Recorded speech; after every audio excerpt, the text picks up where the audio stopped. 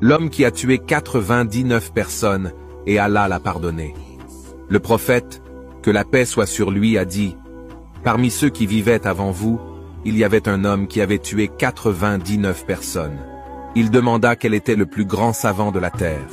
On lui désigna un moine. Il alla le trouver et lui dit qu'il avait tué 99 personnes. Est-ce qu'il restait quelque possibilité de se repentir? Le moine dit aussitôt, non. Il le tua sur le coup et compléta ainsi à 100 le nombre de ses victimes. Puis il demanda quel était l'homme le plus savant de la terre. On lui en désigna un. Il lui dit, j'ai tué 100 personnes. Ai-je encore quelque possibilité de me repentir? Il lui dit, oui. Qu'est-ce qui s'opposerait entre ton repentir et Allah? Va à tel pays.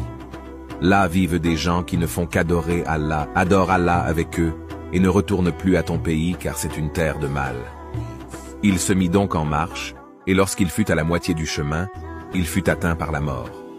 Les anges de la miséricorde, ceux qui accueillent les mourants agréés par Allah, se disputèrent à son sujet avec les anges du châtiment, les uns voulant le destiner au paradis, les autres voulant le destiner à l'enfer.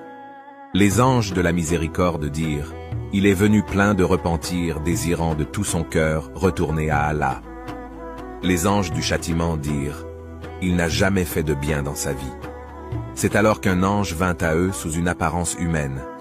Ils le prirent comme arbitre. Il leur dit, mesurez la distance qui le sépare de la terre du mal, et celle qui le sépare de la terre du bien. Destinez-le ensuite à celle dont il est le plus proche. Ils mesurèrent, et trouvèrent qu'il était plus près de la terre qu'il voulait rejoindre, et ce furent les anges de la miséricorde qui lui retirèrent son âme. Allah est le plus miséricordieux.